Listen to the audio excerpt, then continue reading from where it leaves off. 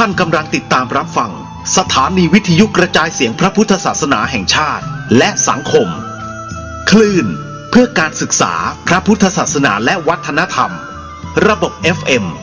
104.5 เมกะเฮิรตซ์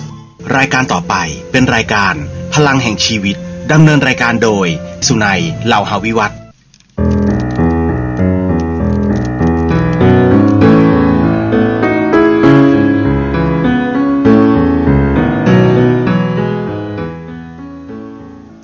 ลุกขึ้นมาฉายแสงเถิดชีวิตเป็นเช่นเจ้าสร้าง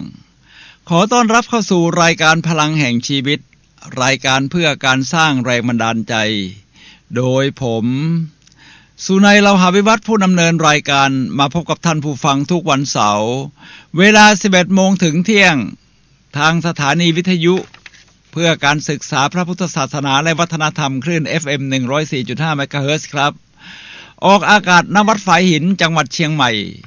สำหรับท่านผู้ชมที่ชมผ่านทางโทรทัศน์ออนไลน์นะครับออกได้หลายช่องเลยตั้งแต่ YouTube นะครับ Facebook หรือแม้กระทั่ง LINE ท่านเพียงพิมพ์คำว่าวัดฝายหินนะครับและเรายังมีสถานีเครือข่ายที่ถ่ายทอดเป็นเครือข่ายอยู่ด้วยครับท่านผู้ฟังครับและรายการที่เพิ่งผ่านไปนั้นก็เป็นรายการที่มีคุณค่าโดยทนายความสุรชัยเรื่องทนายความพบชาวบ้าน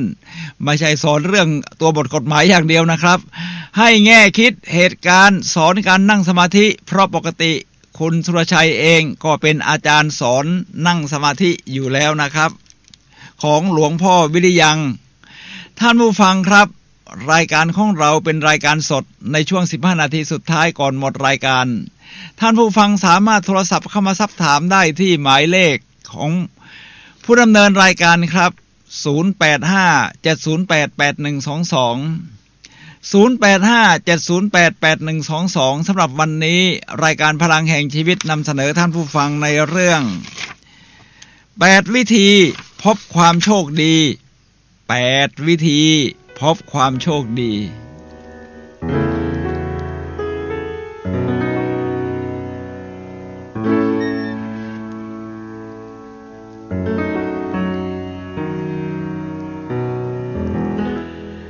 ท่านผู้ฟังครับ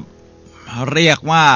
8วิธีพบความโชคดีซึ่งจะสนองต่อคำถามที่ถามว่าจะพบโชคดีได้อย่างไรท่านผู้ฟังครับหลายคนเนี่ยนะครับเรียกว่าเราดูแล้วทำไมคนนี้โชคดีจังเลยโชคดีอย่างโน้นอย่างนี้บางคนก็ทำไมคนนั้นโชคร้ายเรื่อยเจอแต่เรื่องร้ายๆตลอดกาลตลอดเวลาสม่ำเสมอไม่เปลี่ยนแปลงท่านผู้ฟังครับสิ่งที่แยกคนเหล่านี้ออกจากกันก็คือทำอย่างไรหรือวิธีในการที่จะมองหาความโชคดีและเรียกว่าถ้าให้ขยายความก็เรียกว่าการคิดบวกนะซึ่งผมนำมาจากหนังสือที่ชื่อว่า How to Boost Your Brain เรียกว่าจะกระตุ้นสมองของคุณได้อย่างไรที่เขียนโดยไมเคิลโพเวลเป็นหนังสือดีนะครับหาอ่านได้ท่านผู้ฟังครับหนังในวิธีการนี้นี่นะครับเหมือนที่เกริ่นไว้ตั้งแต่ตอนต้นว่าทำไมเราเห็นคนนั้นโชคดีคนนี้เจอแต่สิ่งดีๆคนนั้นนี่ทำอะไรก็มือขึ้นแน่นอนสิ่งเหล่านี้ไม่ได้เกิดขึ้นโดยบังเอิญทั้งสิ้นมีการโปรแกรมค่อยๆโปรแกรมทั้งสิ่งที่เขาโปรแกรมตัวเองหรือตั้งใจที่จะไปหาเหตุการณ์ที่จะทำให้เกิดโปรแกรมทำไมเรียกว่าโปรแกรมครับผมเรียกสิ่งนี้ว่าโปรแกรมมิ่งคือเราถูกโปรแกรมมานะครับโดยการสะสม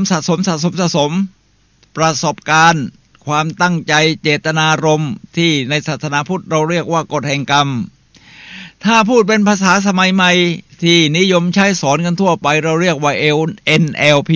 ย่อมาจากคำว่า Neuro Linguistic Programming ภาษาที่เราใช้โปรแกรมจิตประสาทนะครับคำว่า Neuro หมายถึงระบบประสาทที่อยู่ในร่างกายเนี่ยที่เป็นกายภาพมีเส้นประสาทมีมันสมองมีไขสันหลังสิ่งเหล่านี้ทำให้สื่อไปให้เราเคลื่อนไหวได้พูดได้คิดได้แล้ว linguistic ล่ะครับ linguistic คือภาษาที่เราใช้โปรแกรมเข้ามาเนี่ยนะครับไม่ใช่มีแต่ตัวเนื้อปัญหานะมันมีทั้งภาพที่เราเห็นก็เป็นภาษาที่เราเรียกว่า action louding than word คือท่าทางการแสดงกิริยานี่เสียงดังกว่าคำพูดซะอีกและแม้กระทั่งน้ำหนักของเสียงดังเสียงเบาเสียงไพเราะเสียงก็ดังท่านผู้ฟังครับสิ่งเหล่านี้เป็นตัวที่จะโปรแกรมเรารวมทั้งการพูดกับตัวเองด้วยทีนี้เราเข้ามาสู่จุดที่ว่า8วิธีพบความโชคดีจะมีอะไรบ้างครับท่านผู้ฟังครับสักครู่เดียวครับ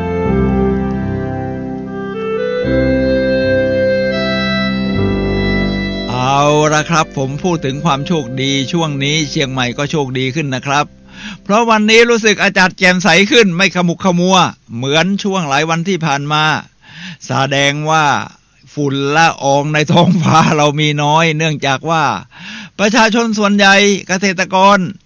เข้าใจเรื่องมลภาวะดีขึ้นให้ความร่วมมือมากขึ้นการเผาไร่เผาป่าหรือถากถางที่ใช้วิธีการเผาก็เรียกว่าลดน้อยจนแทบไม่มีแล้วล่ะครับตอนนี้ถ้าท่านยังใช้วิธีเผาอยู่อะไรอยู่นี่นะครับคือต้นทุนท่านจะน้อยแต่ท่านจะไปเพิ่มต้นทุนให้กับสังคมที่เราทางเศรษฐศาสตร์เราเรียกว่า social cost เมื่อท่านลงทุนมากขึ้นเช่นใช้วิธีการไถกรบไถพรวนนี่นะครับก็จะทำให้มีต้นทุนเพิ่มขึ้นแต่ทำให้มลภาวะสดใสซึ่งผลกระทบต่อทั้งตัวท่านและลูกหลานของท่านนี่คือเรียกว่าความโชคดีที่เกิดขึ้นกับท้องถิ่นของเราครับผมขอเชียร์ขอชมเชยใน8วิธีนี้เราจะเริ่มจากวิธีแรกนะครับวิธีแรกนี่ง่ายมากวันอย่างเงี้ยผมยิ้มวันนี้ผมยิ้มรับเรียกว่ายิ้มรับท้องฟ้าแจ่มใสข้อที่1คือยิ้มให้บ่อยขึ้นครับท่านผู้ฟังครับการยิ้มมีประโยชน์อะไรครับผมชอบคำพูดของพระภิกษุรูปหนึ่งซึ่งก็คือหลวงพ่อติสนัทฮันพระนิกายเซนชาวเวียดนามที่ลี้ภัยไปอยู่ที่ฝรั่งเศสและก่อตั้งหมู่บ้านพรหมแม้ว่าท่านจะเสียชีวิตไปแล้วนะครับแต่คำสอนของท่านก็ยังก้องกังวานอยู่ทั้งทางฝั่งตะวันตกยุโรปอเมริกาแม้กระทั่งในประเทศไทยก็จะมีฐานอยู่ที่ปากช่องเขาใหญ่ท่านผู้ฟังครับเชียงใหม่หลวงพ่อติสนัทฮันก็เคยมาสอนที่สันกำแพงซึ่งมีคนมาอบรมนี่เป็นพันนะครับผมยังจำคำสอนของท่านได้ที่ว่าบางครั้งไม่ใช่การมีความสุขแล้วทำให้เรายิ้ม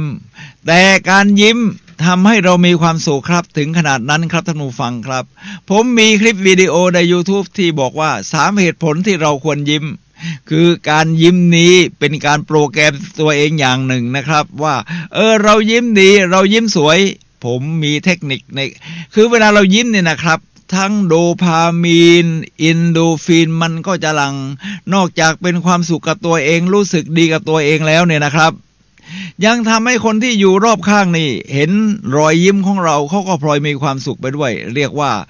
การรับรู้ถึงความสุขจากสิ่งอื่นแล้วก็เราก็ส่งความสุขนั้นออกไปแล้วถ้าจะฝึกยิ้มเนี่ยนะครับท่านผู้ฟังครับ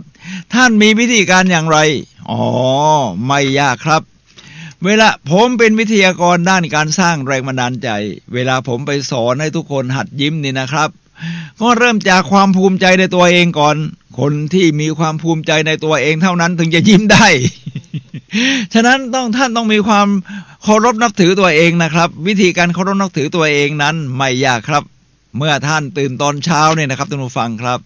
แน่นอนว่าท่านต้องดูกระจกว่าผมเผายังยุ่งเหยิงอยู่หรือเปล่าท่านก็จะไปดูหน้าตา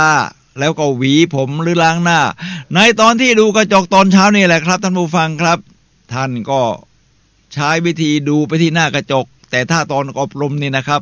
ผมก็ไม่ได้มีทุกคนที่มานั่งอบรมกับผมก็ไม่ได้มีกระจกเนี่ยนะครับผมก็แค่ยกมือขึ้นแบบนี้นะครับยกมือแบบนี้นะครับยกมือ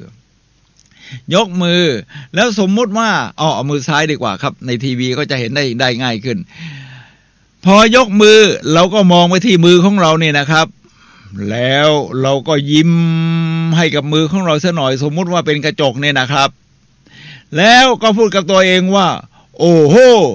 ท่านผู้ฟังอยู่ทางบ้านก็ลองพูดดังๆก็ได้ครับโอ้โหมหาวีรบุรุษมหาวีรสตรีที่ไหนกันนี่ที่มาปรากฏต่อหน้าเราแน่นอนร้อยทั้งร้อยท่านก็จะยิ้มออกครับท่านผู้ฟังครับเมื่อยิ้มได้โลกก็จะสดใสเมื่อท่านยิ้มตอนเช้านะครับแค่ครั้งหรือ2 ครั้ง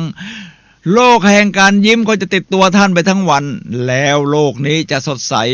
จะเรียกความโชคดีให้มาปรากฏกับท่านครับแต่ท่านถ้าหน้าบูดหน้าบึ้งนี่ความโชคร้ายจะเข้ามาอย่างมหาศาลเลยฉะนั้นเริ่มจากการยิ้มตั้งแต่ตอนเช้านี่แหละครับแล้วท่านจะพบความโชคดีเรียกความโชคดีมาตลอดทั้งวันจนกระทั่งถึงนอนเลยทีเดียวครับท่านผู้ฟังครับ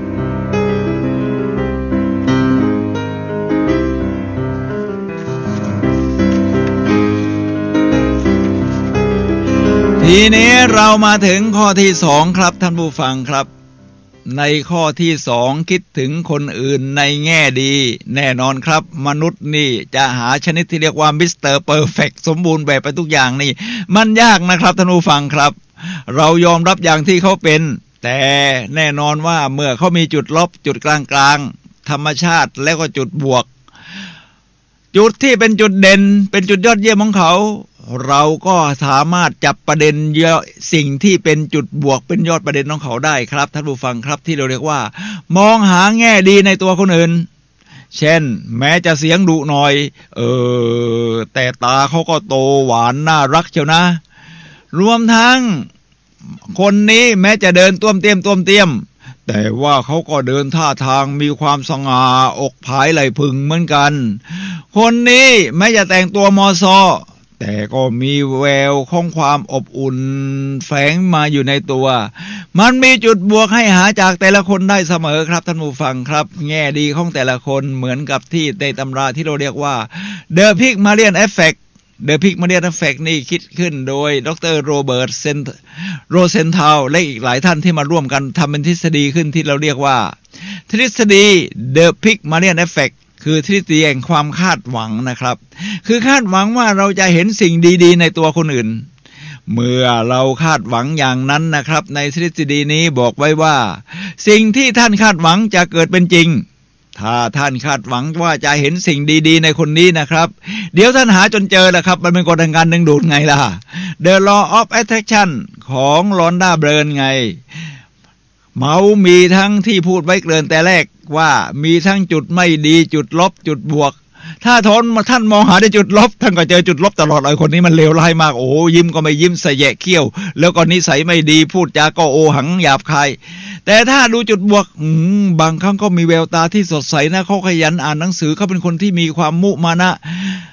หาจุดบวกแบบนี้ครับในแง่ดีแบบนี้ครับท่านผู้ฟังครับใน The Pygmalion Effect เมื่อเราคาดหวังว่าคนนี้จะมีสิ่งดีมันจะส่งผลไปอย่างนี้นะครับว่าถ้าคนนี้จะยอดเยี่ยมคาดหวังว่าเขาจะยอดเยี่ยมคาดหวังว่าเขาจะมีจุดบวกมากขึ้นเราก็จะมองหาครับเมื่อเรามองหานี่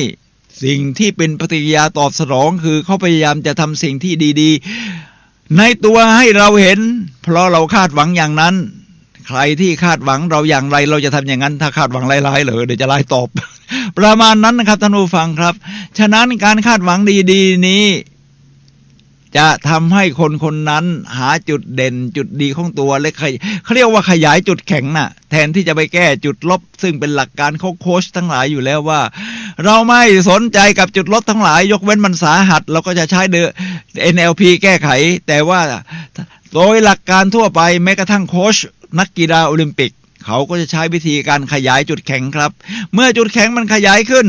มันก็จะกลบเกลื่อนจุดอ่อนไปได้ในตัวครับแม้แต่นักกีฬาโอลิมปิกนักว่ายน้ำนักวิ่งมาราธอน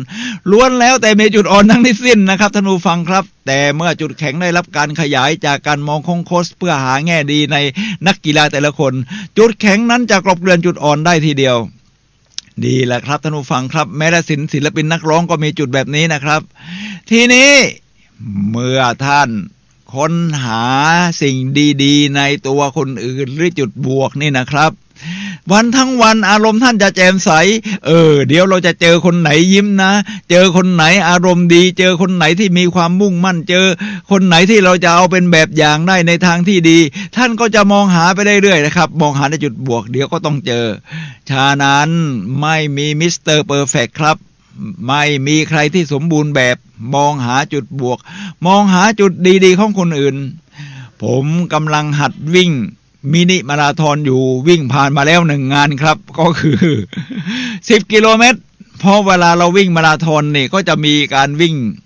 ที่มีหลายระดับนักวิ่งใหม่ๆก็วิ่งจากฟันลันก่อนผมก็5 กิโลเมตรก่อนเสร็จแล้วก็ไป10 กิโลเมตรงานสุดท้ายวิ่งมาเมื่อวันอาทิตย์ที่ผ่านมานี่เองวิ่งที่จัดโดยมหาวิทยาลัยนอร์ทเชียงใหม่จัดได้ดีมากครับแม้จะเป็นงานแรกขอชมเชยเชียร์ในนี้เลยแม้จะเป็นงานแรกแต่มหาวิทยาลัยนอร์ทเชียงใหม่จัดงานวิ่งมินิมาราธอนรวมทั้งมีฟันรันอยู่ในนี้ได้อย่างดีเส้นทางดีปลอดภัยมีกองเชียร์ระหว่างทางน้ำดื่มทุก2 กิโลเมตรนี่มีนะครับมีและแถมพอจุดเข้าเส้นชัยช่างภาพเพียบอาหารก็พอใช้ได้นะพอใช้ได้ท่านผู้ฟังครับนี่คือเราหาจุดดีจากการจัดมินิมาราธอนของมหาวิทยาลัยนอร์ทหรือถ้าจะมีที่ต่างๆอีกเราก็จะหาอีกอย่างเดือนหน้าผมจะไปวิ่งคราวนี้มินิมาราธอนจาก10 กิโลเมตรกลายเป็น12 กิโลเมตรแล้วสิแต่เราก็ดูว่าจ่ายเงินเท่าเดิมแต่ได้วิ่งมากขึ้นตั้ง2 กิโลเมตรเรียกว่าหาจุดดีในเหตุการณ์ของคนจัดเพราะการวิ่งสวนองุ่นในเดือนมีนาคมวันที่10 เดือนหน้านี่นะครับท่านผู้ฟังครับจัดขึ้นที่เซ็นทรัลเฟสติวัลก็จัดโดยเซ็นทรัลนี่แหละครับออกวิ่งตรงจากเซ็นทรัลเลยนะครับตั้งแต่ 6 โมงแล้วก็วิ่งถนนอ้อมเมืองรอบมาก็12 กิโลส่วนฟันลันเขาก็จะรู้สึกว่าจะ 5.5 กิโลหรือประมาณ6 กิโลเมตรประมาณนี้นะครับราคาค่าสมัครถูกมากเลย350 บาทได้ถูกมากรายได้สมทบการคือศูนย์โรงพยาบาลท่านผู้ฟังครับการหัดวิ่งแล้วเราก็หาจุดบวกแบบนี้ถ้ากลับจากคนจัดได้วิ่งอากาศสดใสวิ่งบนถนนซะด้วยเสร็จแล้วที่จอดรถก็สะดวกของสวนองุ่นที่จะจัดขึ้นเดือนมีนาโอ้โหอาหารน่าจะดีนะคิดว่าเพราะว่าระดับเซ็นทรัลจัดนี่แหละครับท่านผู้ฟังครับการหาจุดบวกทำให้เราคึกคักสดใสหมั่นซ้อมเพื่อที่จะได้ไปวิ่งให้ถึง12 กิโลสำหรับผมแต่คนอื่นที่เขาวิ่งมานานแล้วเขา12 กิโลเมตรนี่บางคนวิ่ง10 กิโลเมตรเองใช้เวลาไม่ถึงชั่วโมงนะครับถ้านักวิ่งที่ชำนาญมาก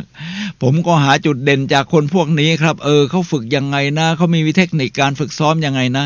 เราหาจุดเด่นอยากแต่ละคนได้ผมไปซ้อมที่มหาวิทยาลัยเชียงใหม่หรือที่อุทยานหลวงราชพฤกษ์ก็มีแต่ละคนที่มีจุดเด่นนะครับเช่นวอร์มก่อนแล้วก็วิ่งเร็วขึ้นแล้วก็ช้าแม้กระทั่งคนที่เดินยันสอนเทคนิคเราได้นี่แหละครับข้อที่2ครับท่านผู้ฟังครับที่จะทำให้เรามีความสุขพบความโชคดีได้ครับเพราะเรามองหาจุดดีของแต่ละคนในทุกด้านในทุกมุมที่เราผ่านไปในชีวิตวันนี้นี่คือข้อที่2ที่ว่าคิดถึงคนอื่นในแง่ที่ดีที่สุดครับท่านผู้ฟังครับ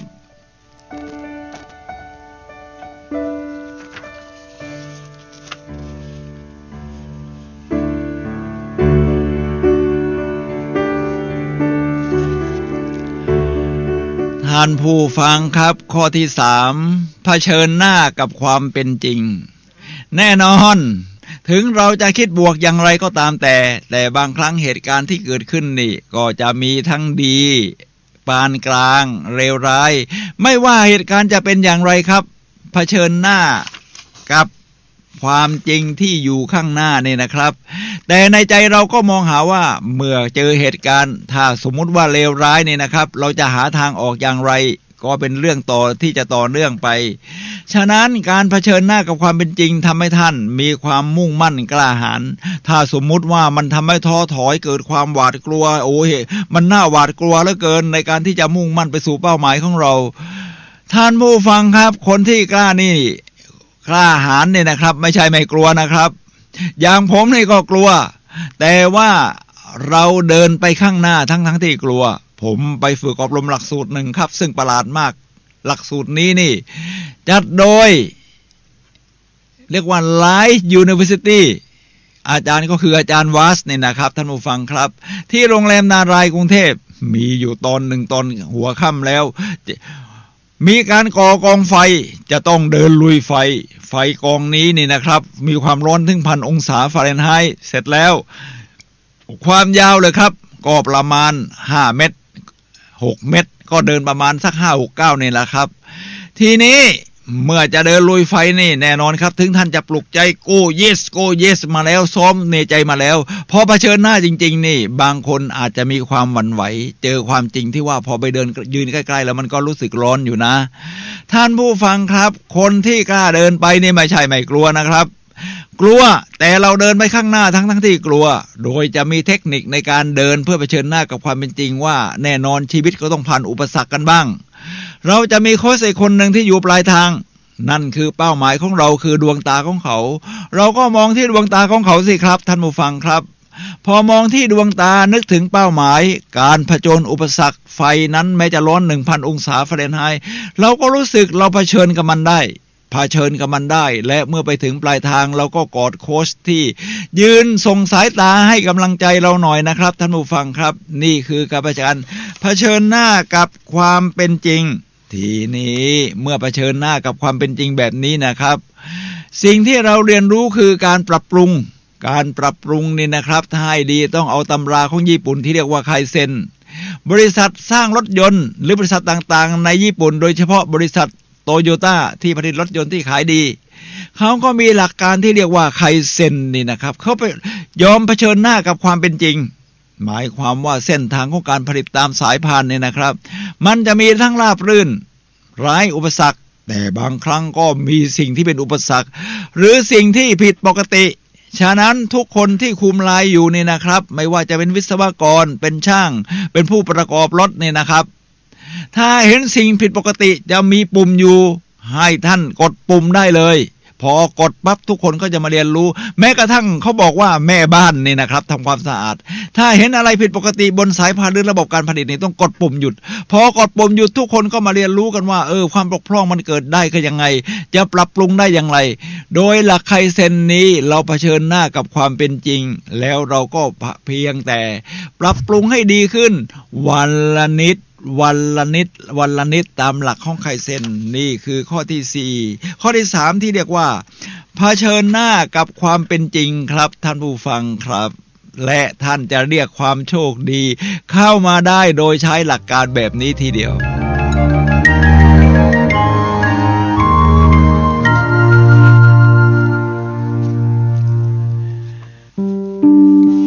มาถึงข้อที่4ในการที่จะพบกับความโชคดีเขาเรียกว่าความมั่นใจช่วยได้ท่านผู้ฟังครับมีคำพูดของกูรูทั้งหลายที่บอกว่าถ้าท่านบอกว่าท่านมั่นใจยังไม่ได้ช่วยให้ท่านประสบความสำเร็จทีเดียวแต่ถ้าท่านบอกว่าท่านไม่มั่นใจแล้วก็โอกาสที่จะประสบความสำเร็จไม่มีครับฉะนั้นผู้ที่จะประสบความสำเร็จทั้งหลายจะต้องเชื่อมั่นในตัวเองในเรื่องของความมั่นใจถึงเราทำไม่สำเร็จในตอนนี้แต่เราเชื่อมั่นว่าเราจะเรียนรู้ได้พัฒนาตัวเองได้และปรับปรุงตัวเองให้ดีขึ้นได้นี่คือความมั่นใจวิธีสร้างความมั่นใจนี่ถ้าใช้หลักการของ NLP นี่ยอดเยี่ยมครับNLP ก็คือ Neuro Linguistic Programming ภาษาที่เราใช้โปรแกรมจิตประสาทไม่ต้องรอให้คนอื่นมาโปรแกรมเราโปรแกรมตัวเองเรียกว่า Affirmation การพูดยืนยันกับตัวเองให้หูได้ยินเนี่ยนะครับฉะนั้นเวลาฝึกหลักการของ NLP เขาจะมีขั้นตอนอยู่ที่ตอนหนึ่งที่บอกว่าวิธีการสร้างความเชื่อมั่นเรียกว่า Anchoringคือคุณฝังความเชื่อมั่นนะครับ Anchor แปลว่าสมอเรือการที่เราจะฝังสิ่งดีๆเข้าไปในตัวของเรานี้เนี่ยครับเราเรียกว่า Anchoring คือการฝังสิ่งดีๆเข้าไปเราอาจจะถูกโปรแกรมมาตลอดชีวิตจากสิ่งอื่นๆสิ่งแวดล้อมแม้กระทั่งครอบครัวเราไม่ได้โชคดีไปทุกคนเลยนะครับที่จะมีพ่อแม่ที่สมบูรณ์แบบฉะนั้นเราอาจจะถูกโปรแกรมที่แย่ๆมาเช่นเธอเป็นคนแย่เธอเป็นคนไม่น่าเชื่อถือเธอเป็นคนที่ไว้ใจไม่ได้อะไรทำนองนี้นะครับพอถูกโปรแกรมมาอย่างนี้นานๆเราก็เชื่อว่าเราเป็นจริงคราวนี้ไม่ต้องรอให้เหตุการณ์แบบนั้นเกิดขึ้นหรือขอรอให้ใครมาเชียร์เราเชียร์ตัวเองได้ครับท่านผู้ฟังครับการเชียร์ตัวเองนี้การ affirmation คือเป็นหลักการของ NLP อย่างที่ว่าวิธีการนี้ anchoring ก็คือใช้คำว่า go แล้วก็ yes go ภาษาอังกฤษก็แปลว่าไป yes yes yes แปลว่าใช่คือสิ่งนี้ใช่สำหรับฉันสิ่งนี้ยอดเยี่ยมสำหรับฉันฉะนั้นผมจะทำมือให้ดูนะครับวิธีการก็อย่างนี้นะครับมือขวานี่นะครับมือขวาโยนี่ปกติเขาจะห้อยอยู่ข้างเอวแต่เดี๋ยวในวิดีโอจะเห็นไม่ชัดพอผมพูดกับตัวเองว่า go ผมก็ดึงแขนขึ้นแล้วก็กำมาที่หน้าอกเนี่ยนะครับแล้ว yes แล้วค้างไว้เอาใหม่นะครับลองดูนะ go yes ท่านจะรู้สึกมั่นใจขึ้นนะคือคักขึ้นนะคือคักขึ้นนะครับเสร็จแล้วท่านก็ยกมือประมาณนี้นะครับยกมือประมาณนี้ถ้าในทีวีนี่ก็เอายกสมมติยกมือซ้ายแล้วกันจะเห็นชัดนะครับแล้วก็พูดกับตัวเองว่าฉันเชื่อมั่นเป็นคำพูดแรกคำว่าเชื่อมั่นนี่เป็นวิธีการที่4ที่เราใช้สร้างความเชื่อมั่นกันในกับตัวเองฉันเชื่อมั่นฉันมีพลังฉันทำได้ประมาณนี้ครับท่านผู้ฟังครับแล้วท่านจะรู้สึกว่าได้ฝึกทุกวันว่าฉันเชื่อมั่นทีนี้ท่านจะพบความโชคดีในชีวิตประจำวันได้อย่างไรเมื่อท่านมีความเชื่อมั่นมันจะเป็นรากฐานนี่นะครับว่าเชื่อมั่นว่าเราจะพบสิ่งดีๆเชื่อมั่นว่าถ้าเราเจอเหตุการณ์บางอย่างเราจะเรียนรู้ได้เราเจอหนังสือดีๆหนังสือเล่มนี้เราจะเรียนรู้ได้เราเชื่อมั่นเช่นนั้นแล้วเราก็จะซื้อหนังสือดีๆมาสักเล่มหนึ่งเหตุการณ์ประจำวันของท่านที่เกิดจากความเชื่อมั่นเนี่ยนะครับทำให้ท่านก้าวไปสู่ทุกที่ที่ปิดจิตเป็นจุดมุ่งหมายในทางบวกได้และจะเรียกความเชื่อมั่นเพิ่มเข้ามากลับเข้ามาเรื่อยๆฉะนั้นอย่าลืมนะครับ affirmation การพูดยืนยันกับตัวเองนะครับ go yes เพราะว่าท่านได้ยินทั้งเสียงที่ท่านพูดออกไปหูที่ท่านได้ยินคำพูดของท่านเองและที่เรียกเราว่า kinesthetic คือภาษากายที่ท่านดึงแขนขึ้นมา anchoring ภาษากายเนี่ยมันจะไม่ลืมนะครับเราฝึกว่ายน้ำเป็นไม่ได้ว่ายมา5ปีลงน้ำยังว่ายได้เลยฉะนั้นท่าน go yes แล้วก็สร้างความเชื่อมั่นยิ้มให้กระจกซะหน่อยความเชื่อมั่นนั้นจะฝังตัวท่านไปแล้วความโชคดีก็จะค่อยๆเข้ามาท่านจะเจอคนที่เชื่อมั่นเช่นเดียวกันเห็นคนอื่นมีความเชื่อมั่นว่าเรายินดีที่จะช่วยเหลือเขาได้ทำนองนี้ครับความโชคดีแบบนี้จะเข้ามาในชีวิตประจำวันของท่านจากการที่ท่านมีความเชื่อมั่นนี่แหละครับท่านผู้ฟังครับ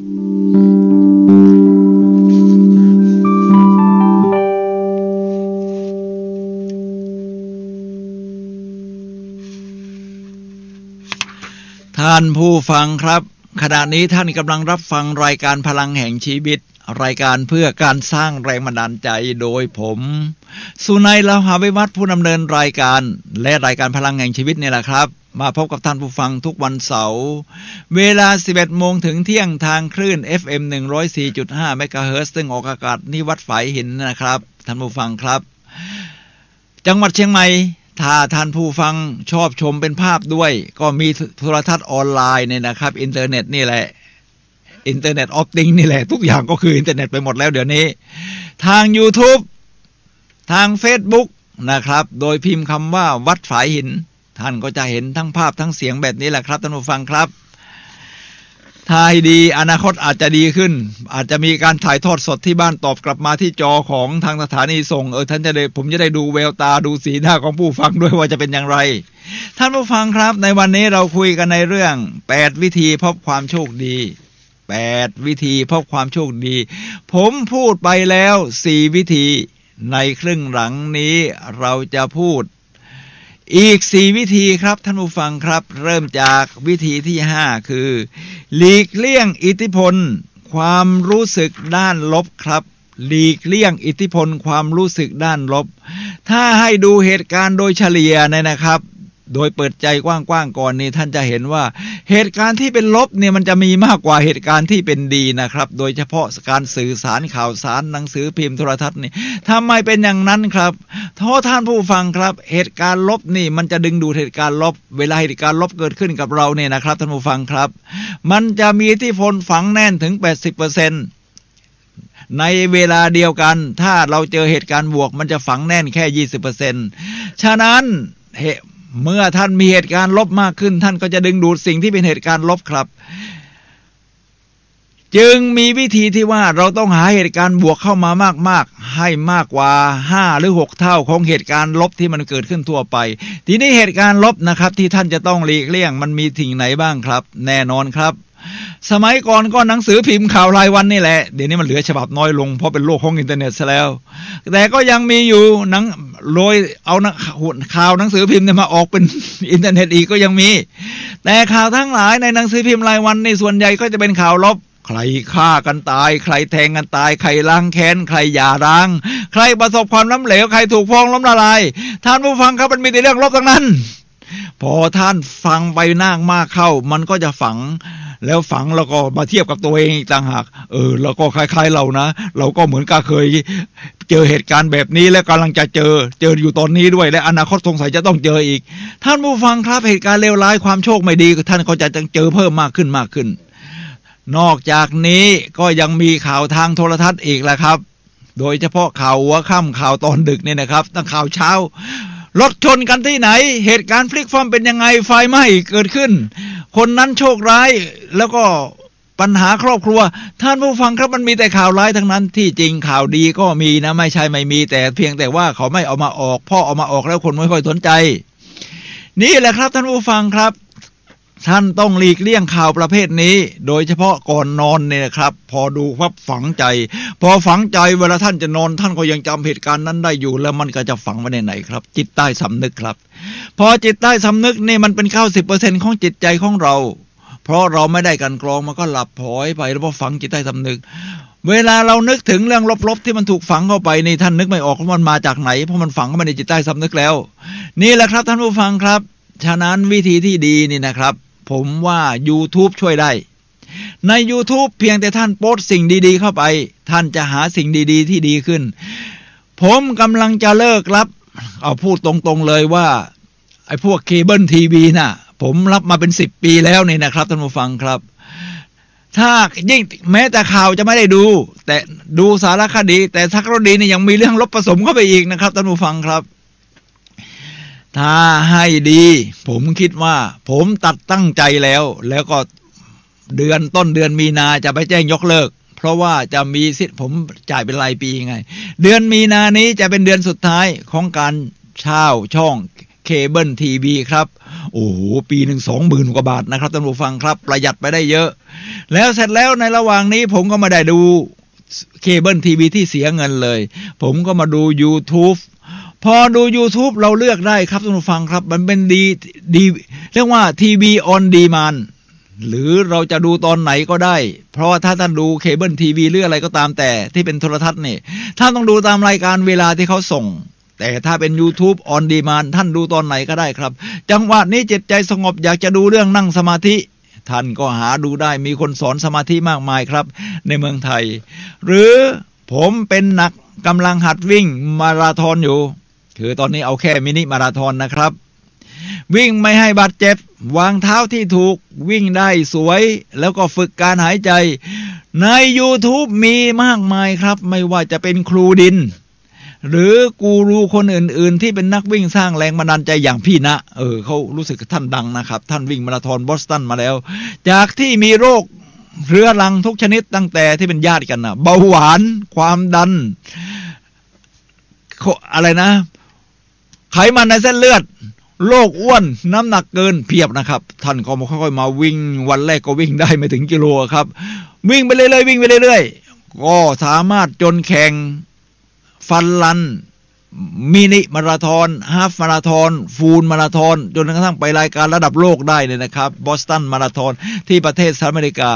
ท่านก็สร้างเป็นมีคนไปทำคลิปวิดีโอของท่านเยอะแยะพี่ณเนี่ยนะครับมันก็เป็นตัวอย่างสร้างแรงบันดาลใจว่าเขาโอ้โหคนอ้วนขนาดนี้เอารูปเอามาให้ดูนี่นะครับ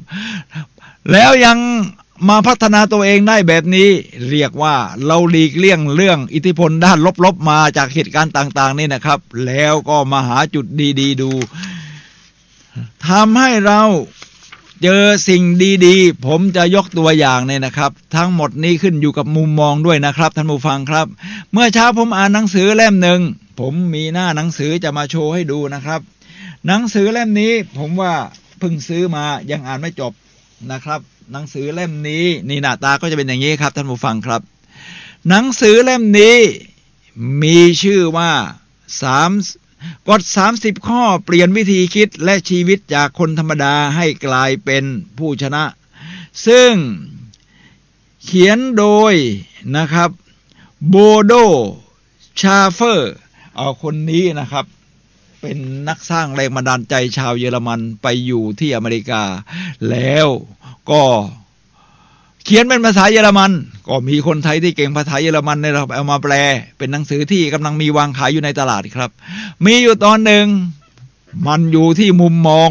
เพื่อเปลี่ยนจากเรื่องลบให้เป็นเรื่องดีหรือตีความแล้วมันแทบไม่มีเรื่องลบเลยเป็นเรื่องดีมีเหตุการณ์หนึ่งครับท่านผู้ฟังครับในเรื่องเล่านี้บอกไว้ว่า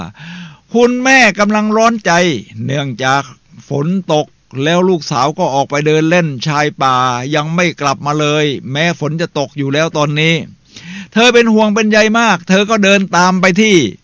ชายป่าที่ลูกเคยไปเดินเล่นเป็นประจำเห็นฝนตกพรำๆลูกสาวตัวเปียกโชกแล้วก็มีฟ้าแลบปลาบขึ้นมาเธอวิ่งไปแล้วไปหาลูกสาวด้วยเสียงกระหืดกระหอบว่านี่หนูลูกรักมาวิ่งกลางฝนทั้งเปียกแล้วก็มีฟ้าแลบแบบนี้เสียงสว่างแป๊บเข้าตาแบบนี้นี่แล้วหนูไม่กลัวเหรออ๋อคุณแม่ขาหนูไม่กลัวหรอกค่ะหนูกำลังมีความสุขค่ะที่ฟ้าแลบเพราะเป็นช่วงเวลาที่พระเจ้ากำลังถ่ายรูปหนูค่ะนี่คือความยอดเยี่ยมของการมองครับท่านผู้ฟังครับฉะนั้นวิธีการที่5ก็คือหลีกเลี่ยงอิทธิพลความรู้สึกด้านลบกลับมาสู่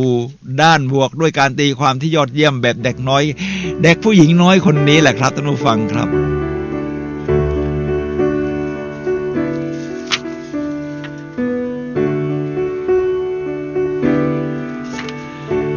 ท่านผู้ฟังครับข้อที่6แยกอดีตออกจากปัจจุบันแยกอดีตออกจากปัจจุบันผมมีคำถามว่ามีข่าวดีกับข่าวร้ายท่านจะฟังสิ่งไหนก่อนแน่นอนครับเวลาไปเป็นวิทยากรสัมมนาฝึกอบรมทุกส่วนใหญ่ก็จะยกมือว่าขอฟังข่าวร้ายก่อนเพราะข่าวดีเอาเก็บไว้ทีหลังไว้ปลอบใจตัวเองข่าวร้ายคือเราแก้ไขอดีตไม่ได้ข่าวดีคือเราเปลี่ยนแปลงปัจจุบันและมุ่งสู่อนาคตที่ยอดเยี่ยมได้นี่แหละครับท่านผู้ฟังครับอดีตที่เกิดขึ้นเป็นสิ่งที่ท่านแก้ไขไม่ได้ถ้าท่านยังยึดติดอยู่กับอดีตนี่นะครับเวลาเราจะเดินตอนนี้แล้วมุ่งไปข้างหน้านี่มันเหมือนกับลูกตุ้มหนักๆที่มีโซ่แล้วก็มาลัดที่ขาของท่านเวลาท่านเดินในตอนนี้และจะมุ่งไปข้างหน้าสู่อนาคตนี่มันเหมือนกับมีอะไรมาฉุดไว้ที่ทั้งหนักทั้งทวงท่านก็จะเดินในปัจจุบันไปข้างหน้าอย่างลำบากสาหัสทำไมอดีตที่เลวร้ายส่วนใหญ่จะเลวร้ายถ้าท่านดีนี่มันก็ยอดเยี่ยมกับท่านอยู่แล้วล่ะครับเขานึกถึงให้visualizationนึกถึงเหตุการณ์ดีๆก่อนนอนแล้วมาจดบันทึกไว้ทีนี้ถ้าในอดีตมีเหตุการณ์ที่เลวร้ายแบบนี้นะครับสิ่งที่เกิดขึ้นกับเรานั้นเนื่องจากว่าเราให้อภัยไม่ได้ครับท่านผู้ฟังครับผมก็มีข่าวดีเช่นเดียวกันครับการให้อภัยนี้ฟังเหมือนกับว่าง่ายแต่เวลาจะปฏิบัติจริงๆก็เป็นเรื่องยากโดยเฉพาะสำหรับผมในอดีตเนี่ยรู้สึกว่ามันยากนะจะบอกว่าปล่อยวางให้อภัยมันพูดง่ายแต่มันทำยากมาเดี๋ยวเราจะพูดถึงวิธีการครับท่านผู้ฟังครับทีนี้ผมมีข่าวดีกับข่าวร้ายเลยครับบอกว่าการให้อภัยไม่สามารถทำให้ทันเปลี่ยนแปลงเหตุการณ์ในอดีตได้แต่การให้อภัยทำให้ท่านเปลี่ยนปัจจุบันและอนาคตได้นี่แหละท่านผู้ฟังครับเหมือนที่แอนโทนี โรบินบอกว่าอดีตไม่เท่าปัจจุบันอดีตไม่เท่าอนาคตฉะนั้นการปล่อยวางแบบนี้แยกอดีตออกไปกับจากปัจจุบันนี้จะเป็นสิ่งที่ยอดเยี่ยมครับท่านผู้ฟังครับเวลาเราทำสิ่งต่างๆนี่เราทำขึ้นจากปัจจุบันขณะนะ The Power of Now ของเอ็กฮาร์ท โทเลอร์นะปัจจุบันขณะเป็นสิ่งที่ยอดเยี่ยมครับฉะนั้นเวลาเราคิดถึงอดีตไม่ว่าจะดีหรือเลวร้ายเราก็คิดขึ้นจากปัจจุบันเวลาเราจะจินตนาการในอนาคตเราก็คิดขึ้นจากปัจจุบันฉะนั้นปัจจุบันที่ภาษาอังกฤษเรียกว่า present คือของขวัญที่เราได้มาครับทีนี้ถ้าอดีตมันยังทวงเราอยู่ล่ะถ้าจะให้อภัยจะปล่อยวางมีหลักการไหมมีหลักการของ NLP อีกเช่นเดียวกันครับใน NLP เราจะมีหลักการว่าการที่จะปล่อยวางสิ่งฉุดรั้งเรา ไม่ว่าจะเป็นความโกรธความกลัวนี่นะครับท่านผู้ฟังครับความแค้นใจมันก็เหมือนกับการเดินข้ามสะพานฝั่งที่เราคิดหนักเป็นทุกข์ก็คือฝั่งอดีตที่เราเรียกว่าความโกรธความกลัวภาษาอังกฤษเรียกว่า fear ทีนี้เมื่อจะข้ามจากฝั่งของความกลัวไปสู่อีกฝั่งหนึ่งที่เราเรียกว่าฝั่งของความรักหรือ love การเดินข้ามสะพานนี้จะต้องมีคาถาครับใน NLP เรามีคาถาอยู่4 คำเป็นคำที่ง่ายมากทีแรกผมดูแล้วมันจะได้ผลศักดิ์สิทธิ์จริงแล้วโค้ชเขาก็จะสอนให้เราครับโดยเราเลิกถึงตัวเองอย่างนี้ครับว่า I love you I am sorry please forgive me thank you ถ้าแปลเป็นไทยเขาบอกว่าฉันรักคุณฉันขอโทษโปรดยกโทษและฉันขอบคุณฉันรักคุณฉันขอโทษโปรดยกโทษและฉันขอบคุณแล้วมันหายยังไงครับท่านผู้ฟังครับผมยกตัวอย่างครับที่มีเรื่องที่คนชอบเล่าก็คือมหาตมะคันธีรัฐบุรุษของโลกชาวอินเดียที่ปลดปล่อยการยึดครองของอังกฤษให้อินเดียเป็นเอกราชนี่แหละครับเดิมท่านไปเรียนจบจากอังกฤษก็ไปเป็นทนายความที่แอฟริกาใต้ซึ่งมีการแบ่งแยกผิวอย่างรุนแรงในยุคนั้นท่านคิดว่าท่านจบจากอังกฤษเราซื้อตั๋วรถไฟชั้นหนึ่งที่นั่งชั้นหนึ่งเราจะต้องนั่งชั้นหนึ่งสิท่านก็ไปนั่งรถไฟชั้นหนึ่งในแอฟริกาใต้พอกาดเดินมาตรวจเห็นเป็นคนผิวดำคล้ำๆแบบอินเดียก็บอกว่าท่านไม่มีสิทธิ์นั่งชั้นหนึ่งชั้นนี้เอาไว้สำหรับคนผิวขาวเท่านั้นมหาตมะคันธีบอกว่าก็ผมมีตั๋วชั้นหนึ่งเนี่ยครับถึงมีตั๋วก็นั่งไม่ได้เพราะสีผิวของคุณแชทแล้วเมื่อเถียงกันไปเถียงกันมาคันธีก็โดนพวกกาดรถไฟจับโยน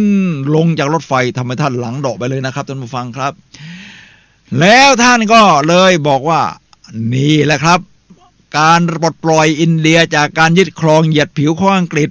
ได้เริ่มขึ้นณบัดนั้นท่านก็เลยเริ่มนำประท้วงการกดขี่ทางผิวแบ่งแยกผิวเนี่ยนะครับในแอฟริกาใต้พวกตำรวจของแอฟริกาใต้ที่เป็นชาวผิวขาวก็เกลียดท่านมากเวลามาคันธีเดินผ่านเนี่ยนะครับตำรวจจะเอาก้อนหินขว้างปุ๊บถ้าโดนหัวมาทำให้คันธีเคยหัวแตกนะครับจากก้อนหินที่ตำรวจขว้างมานี่มาทำคันธีถ้าเป็นคนธรรมดาก็จะหยิบกับก้อนหินมาแล้วขว้างต่อไปใช่ไหมแล้วก็รีบวิ่งหนีไปเร็วๆแต่ไม่ครับมหาตมะคันธีค่อยๆหยิบหินนั่นขึ้นมาใส่ในกระเป๋าพอท่านกลับไปบ้านท่านก็ให้อภัยในหลักการ NLP ก็เราก็บอกว่านึกถึงเหตุการณ์นั้นหรือคนคนนั้นหรือคำพูดของคนคนนั้นที่ทำให้เราเจ็บช้ำน้ำใจเป็นโซ่ทวงเราจากอดีตนี่นะครับว่า I love you I am sorry please forgive me thank you ฉันรักคุณฉันขอโทษโปรดยกโทษให้ฉันขอบคุณทำไมต้องมายกโทษให้คนที่มันทำให้เราเจ็บใจล่ะไม่ใช่ครับเขาจะเป็นยังไงก็ไม่รู้แหละแต่ว่าตอนนี้คนที่เจ็บใจคือท่านการพูดนี้เป็นการเยียวยาท่านเองครับผมก็มีสิ่งที่เป็นเหตุการณ์แบบนี้นะครับแต่ไม่หนักหนาขนาดหัวแตกก็ต้องมายืนตอนเช้าทุกวันครับ I love you I am sorry please forgive me thank you ฉันรักคุณฉันขอโทษโปรดยกโทษให้ฉันขอบคุณฉันรักคุณฉันขอโทษโปรดยกโทษให้ฉันขอบคุณพูดไปเรื่อยๆจนใจเราผ่อนคลายนะครับทุกผู้ฟังครับแล้วกูรูก็บอกว่าคนนั้นได้รับการปลดปล่อยแล้วเยียวยาแล้วแต่จริงๆมันคือการเยียวยาเราเองครับท่านผู้ฟังครับนี่แหละครับคือกฎที่เราเรียกว่าแยกอดีตออกจากปัจจุบันถ้าท่านแยกออกแบบนี้นะครับแม้จะไม่สิ้นเชิงแต่แยกได้ไปเยอะแล้วนี่นะครับหรือบางส่วนที่แยกได้หมดยิ่งดีในระหว่างวันนั้นท่านจะพบแต่ความโชคดีครับเราตัวเบาเดินโล่งไปเลยไม่มีอะไรมาถ่วงให้เราเดินช้าเดินไปตรงไหนก็ไม่มีอะไรมาฉุดลั้งโดยอดีตเรารู้สึกตัวเบาอยู่กับปัจจุบันขณะมุ่งมั่นสู่อนาคตท่านจะพบแต่ความโชคดีในวันนั้นแหละครับท่านผู้ฟังครับท่านผู้ฟังครับขณะนี้ท่านกำลังรับฟังรายการพลังแห่งชีวิตรายการเพื่อการสร้างแรงบันดาลใจโดยผมสุนัย ลาหะวิวัฒน์นะครับท่านผู้ฟังครับวันนี้เราคุยกันในเรื่อง8วิธีพบความโชคดีรายการของเราเป็นรายการสดในช่วง15นาทีสุดท้ายก่อนหมดรายการท่านผู้ฟังสามารถโทรศัพท์เข้ามาซักถามได้ที่หมายเลขโทรศัพท์0857088122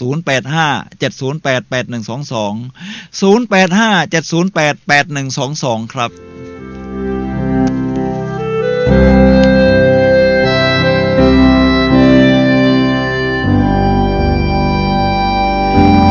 ถ้า านผู้ฟังครับเรามาข้อที่7ในข้อที่7นี้เรียนรู้ที่จะยอมรับสิ่งที่คุณไม่อาจเปลี่ยนแปลงได้และเปลี่ยนแปลงเรื่องที่คุณเปลี่ยนแปลงได้เรียนรู้ที่จะยอมรับสิ่งที่คุณไม่อาจเปลี่ยนแปลงได้และเปลี่ยนแปลงเรื่องสิ่งที่คุณเปลี่ยนแปลงได้เหมือนกับมีคำพูดที่เรียกว่าให้ซิลิเนตเปรเยอร์หรือการขอบคุณอะไรสักอย่างนี่นะครับที่เป็นคำสวดเนี่ยมีคำบอกว่าถ้าจะให้พรคุณ3 สิ่งคุณจะขอสิ่งใดในคำตอบนี้ก็จะมีบอกว่า 1. ขอให้ข้ามีความกล้าหาญเพื่อจะเปลี่ยนแปลงสิ่งที่ข้าเปลี่ยนแปลงได้ 2. ขอให้ข้ามีความสงบเพื่อที่จะอดทนกับสิ่งที่ข้าเปลี่ยนแปลงไม่ได้ 3. ขอให้ข้ามีสติปัญญาเพื่อที่จะแยกแยะความแตกต่างระหว่าง2 สิ่งท่านผู้ฟังครับในข้อที่2บอกว่าให้ข้ามีความสงบเพื่อที่จะอดทนต่อสิ่งที่ข้าเปลี่ยนแปลงไม่ได้แน่นอนครับถ้าเปลี่ยนแปลงไม่ได้มันมีเหตุการณ์มากมายในโลกนี้ครับที่เราเปลี่ยนแปลงไม่ได้ไม่ให้ฟ้าร้องไม่ให้เกิดลมไม่ให้อุณหภูมิเป็นอยู่อย่างนี้หรือเหตุการณ์แม้ที่มีคนทำก็ตามแต่ครับท่านบอกว่าไม่ให้เหตุการณ์นี้เกิดขึ้นมันมีเหตุการณ์มากมายที่เราเปลี่ยนแปลงมันไม่ได้ไม่ให้รถติดซึ่งมันเป็นกระบวนการที่จะต้องใช้เวลายาวนานกว่านั้นเพื่อแก้ปัญหาสิ่งเหล่านี้มันมีเหตุการณ์ที่เราจะเปลี่ยนแปลงไม่ได้ถึงตรงนั้นท่านอย่าไปโฟกัสตรงจุดนั้นนะครับท่านผู้ฟังครับนั่นคือปัญหาหรือที่เทคนิคของการจัดการสมัยใหม่ที่บอกว่าให้โฟกัสวิธีแก้ปัญหาเนี่ยใช้เวลาในสิ่งนี้ 80% ให้โฟกัสที่ตัวปัญหาแค่ 20% ฉะนั้นเมื่อเรารู้ปัญหาแล้วมันก็แยกออกเป็นปัญหาที่แก้ไขได้กับแก้ไขไม่ได้ฉะนั้นในข้อนี้ก็มันจะมีบอกว่าเรียนรู้ที่จะยอมรับสิ่งที่คุณไม่อาจเปลี่ยนแปลงได้นั่นแหละอาศัยสติปัญญาในข้อที่3อย่างที่ว่าเราแยกแยะว่าสิ่งที่เปลี่ยนแปลงไม่ได้คืออะไรทีนี้เมื่อก้าวมาสู่เปลี่ยนแปลงเรื่องที่คุณเปลี่ยนแปลงได้แน่นอนครับเมื่อเราโฟกัสตรงนี้นะครับท่านผู้ฟังครับเราจะรู้ว่าตรงนี้เรายังขยันไม่พอนะเรายังแจ่มใสไม่พอเรายังสื่อสารกับเขาไม่ดีพอเรามาเปลี่ยนสิ่งที่เป็นตัวเราเนี่ยครับเมื่อผมเป็นวิทยากรผมก็ถามผู้เข้าอบรมเป็นคำถามยอดที่ของผมว่าเมื่อเข้าไปในที่ที่ไม่รู้ท่านเปลี่ยนแปลงสิ่งแวดล้อมไม่ได้สิ่งที่ท่านทำได้มีอย่างเดียวคือทุกคนเป็นนักเรียนชั้นยอดก็จะตอบว่าเปลี่ยนแปลงตัวเองค่ะเปลี่ยนแปลงตัวเองครับแน่นอนครับเปลี่ยนแปลงตัวเองโดยดึงศักยภาพที่เรามีในตอนนั้นแหละครับท่านผู้ฟังครับออกมาใช้อย่างเต็มที่การเปลี่ยนแปลงตัวเองเป็นสิ่งที่ทำได้เป็นจุดเริ่มต้นที่ง่ายที่สุดไปสู่การเปลี่ยนแปลงที่ยิ่งใหญ่ขึ้นยิ่งใหญ่ขึ้นยิ่งใหญ่ขึ้นนี่แหละครับท่านผู้ฟังครับจึงทำให้เปลี่ยนแปลงสิ่งที่เราเปลี่ยนแปลงได้เหมือนกับที่ได้พูดถึงการฝึกโค้ชนักกีฬาโอลิมปิกเนี่ยนะครับบางทีการแก้จุดอ่อนของนักกีฬาโอลิมปิกเนี่ยนะครับเช่นเท้าเขายังหมายความว่าเวลาวิ่งไม่ตรงเท่าไหร่เนี่ยนะครับไม่ขนานแก้เท่าไหร่ไม่หายสักทีมันแก้ไม่ได้ก็พอก่อนก็เอาเป็นว่าการแกว่งแขนของเขาดีการหายใจของเขาดีก็มาขยายจุดนั้นนะครับเมื่อแกว่งแขนดีการก้าวเท้าก็ซอยก็ดีขึ้นเร็วขึ้นทำนองนี้เป็นต้นก็มาขยายจุดแข็งในจุดที่เปลี่ยนแปลงได้นี่คือข้อที่เราเรียกว่ามันจะนำความโชคดีอีกข้อหนึ่งในข้อที่7ว่าเมื่อท่านยอมรับสิ่งที่ท่านเปลี่ยนแปลงไม่ได้เดินไปไหนนะครับเราก็จะเห็นนะครับว่าตรงนี้เราเปลี่ยนแปลงไม่ได้ก็ไม่ต้องไปสนใจตำหนิมันตรงนี้มีขยะรกรุงรังตอนนี้มันยังเปลี่ยนแปลงตอนนี้ไม่ได้เราก็มันก็เปลี่ยนแปลงไม่ได้เปลี่ยนแปลงไม่ได้ตอนนี้มันมีเศษกระดาษนะดูแล้วไม่สกปรกเท่าไหร่เราพอหยิบได้คงไม่ติดเชื้อโรคนะเราก็หยิบเสี้ยนเราก็มาเปลี่ยนแปลงสิ่งที่เปลี่ยนแปลงได้ท่านจะพบแต่ความโชคดีทั้งวันโลกนี้มันน่าอยู่มันน่าสดใสนะเราก็จะเปลี่ยนแปลงได้ตรงนั้นมันเปลี่ยนแปลงไม่ได้เราก็ยังทำใจยอมรับท่านก็จะมีความสุขความโชคดีจะเข้ามาในหาในตัวท่านก็เจอต่อไปแล้วครับเนี่ยว่าสิ่งที่เราเปลี่ยนแปลงได้มันมีมากขึ้นแฮะนี่แหละครับเรียกว่าวิธีที่7พบความโชคดีไงล่ะครับท่านผู้ฟังครับ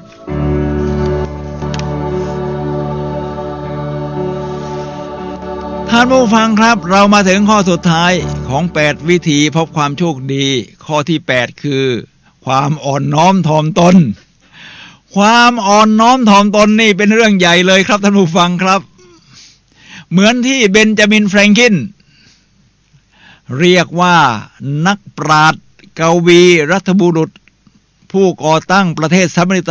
สหรัฐอเมริกาที่ปลดแอกจากการยึดครองของอังกฤษเมื่อ300 ปีก่อนในยุคของจอร์จวอชิงตันเวลาที่เบนจามินแฟรงคลินเขาสื่อสารกับคนนะครับสิ่งที่เขาชอบมากในสมัยก่อนก็คือว่าเขาชอบข่มคนอื่นอวดรู้แล้วเรียกว่าไปดิสเบรกคนอื่นอ่ะคือไปบล้าป่ะว่าแกไม่รู้จริงแกสู้ความรู้ฉันไม่ได้แม้เขาจะเก่งแต่ก็มีคนเกลียดเขามากครับท่านผู้ฟังครับเบนจามินแฟรงคลินมีกฎอยู่12ข้อ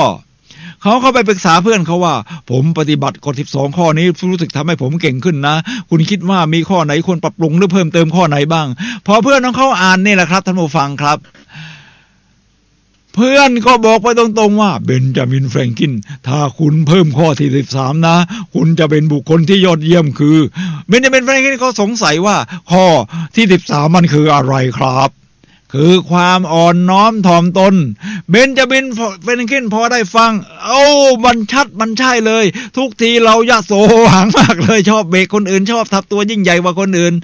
ฉันจะฝึกกฎข้อที่13คือฝึกความอ่อนน้อมถ่อมตนจากนั้นเป็นต้นมาเบนจามินแฟรงคลินก็ค่อยพัฒนาตัวเองมันทำยากอยู่นาทีแรกเพราะจากคนที่หญิงจองหองนี่นะครับค่อยๆลดความจองหองอยู่อ่อนน้อมถ่อมตนมากขึ้นเบนจามินแฟรงคลินในยุคหลังๆเวลาเขาจะพูดกับคนอื่นเขาบอกว่าผมรู้สึกเสมือนว่าผมคิดว่าเป็นแบบนี้นะครับเขาจะมีพูดแบบอ่อนน้อมถ่อมตนไม่ใช่พูดเหมือนคราวก่อนว่าฉันเชื่อมั่นว่าจะเป็นอย่างนี้ฉันคิดว่ามันต้องเป็นอย่างนี้แน่นอนประเภทฟันธงท่านผู้ฟังครับนี่คือความยอดเยี่ยมของความอ่อนน้อมถ่อมตนทีนี้มีสุภาษิตจีนโบราณที่พูดไว้อย่างนี้นะครับคนจีนโบราณบอกว่าภูเขาสูงทำให้คนจองหองเอวเคล็ดภูเขาสูงทำให้คนจองหองเอวเคล็ดผมคิดได้อย่างนี้ผมคิดว่าจริงครับตอนหัดวิ่งใหม่ๆในเอวเคล็ดเลยครับเพราะอาจจะจองหองมาหน่อยก็แบบสุภาษิตจีนมากก็ได้ทีนี้เราก็ต้องเริ่มจาก1 2 3โชคดีที่ได้มาเรียนกับครูดินที่ท่านมาสอนให้ฟรีๆที่มหาวิทยาลัยเชียงใหม่เนี่ยนะครับปกติท่านสอนฟรีอยู่ที่สวนลุมพินีกรุงเทพท่านก็ย้ายไปตามสวนต่างๆเรื่อยถ้าใครจะต้องการเรียนกับครูดินก็ดูว่าท่านเพจไปใน Facebook นะครับว่าวันนี้ท่านสอนอยู่ที่สวนไหนถ้าอยู่ใกล้บ้านท่านก็ไปเรียนเลยครับเพราะครูดินจะสอนวิธีการของการวิ่งที่ถูกต้องก็เสิร์ชเข้าไปในครับเรียกว่าสถาวร running ครับสถาวรนี่คือเป็นชื่อของท่านชื่อจริงท่านแต่คนรั่วไปก็เรียกครูดินทีนี้พอวิ่งถูกวิธีนี่นะครับท่านผู้ฟังครับการซ้อมวิ่งระยะไกลเราจะฝึกซ้อมวันละหลายกิโลเมตร3กิโลเมตร5กิโลเมตรบางครั้งก็ถึง7กิโลเมตรนี่นะครับพอมันฝึกซ้อมไปโดยเฉพาะช่วงที่เราวิ่งเนี่ยนะครับถ้าไปวิ่งแข่ง10กิโลเมตรสิ่งที่เกิดขึ้นอย่างหนึ่งคือความรู้สึกอ่อนน้อมถ่อมตัวครับท่านผู้ฟังครับการวิ่งมาราธอนทำให้ผมรู้สึกอ่อนน้อมถ่อมตัวรู้สึกว่าตรงจุดนี้นี่มันเกินขีดกำลังของเรานะเรายอมรับสภาพของมันแต่เดี๋ยวพอมีเวลาพักฟื้นเราจะพัฒนาให้ดีขึ้นตรงนี้นี่นะครับอัตราการเต้นจังหวะของหัวใจถึงโซน5ทีเดียวก็คือ150 160บางทีถึง170กว่าของผมยังมีเลยมันหนักไปทางโซน5เราก็ต้องยอมเบาลงมาหน่อยครับให้มันเหลือโซน4ประมาณนี้ครับท่านผู้ฟังครับแล้วค่อยเร่งใหม่นี่แหละครับการฝึกวิ่งมาราธอนทำให้ผมรู้สึกอ่อนน้อมถ่อมตัวครับผมก็เลยมาเชื่อมโยงกับสุภาษิตจีนที่บอกว่าภูเขาสูงทำให้คนจองหองเอวเคล็ดการฝึกวิ่งมาราธอนทำให้ผมอ่อนน้อมถ่อมตัวครับท่านผู้ฟังครับทีนี้เมื่อท่านรู้สึกอ่อนน้อมถ่อมตัวเวลาท่านไปที่ไหนท่านก็สามารถเรียนรู้กับคนอื่นได้เสมอท่านก็จะดึงคนที่มีศักยภาพอย่างครูดินอย่างกูรูทั้งหลายที่เขามีความเชี่ยวชาญอยากสอนในเรื่องต่างๆเมื่อรู้สึกอ่อนน้อมถ่อมตัวใครๆก็อยากจะสื่อสารกับท่านเพราะไม่ว่าท่านจะเก่งหรือไม่เก่งในบางเรื่องแต่ท่านอ่อนน้อมถ่อมตัวเป็น คนอื่นก็จะเห็นแววแบบนี้ท่านก็จะเจอสิ่งดีๆคนดีๆโชคดีๆอยู่เสมอครับท่านผู้ฟังครับนี่คือทั้งหมด8ข้อที่ว่า8วิธีพบความโชคดีครับเอาไปใช้ครับผมจะใช้โดยเฉพาะกฎข้อที่8นี่แหละอ่อนน้อมถ่อมตัวนี่แหละท่านผู้ฟังครับเรามาถึงช่วงสุดท้ายของรายการพลังแห่งชีวิตพร้อมกับผมสุนัย เลาหาวิวัฒน์ผู้ดำเนินรายการขอลาท่านผู้ฟังไปก่อนพบกันใหม่วันเสาร์หน้าเวลา 11 โมงถึงเที่ยงทางคลื่น FM 104.5 เมกะเฮิรตซ์จังหวัดเชียงใหม่ครับท่านผู้ฟังครับ8วิธีพบความโชคดีเลยครับท่านผู้ฟังครับ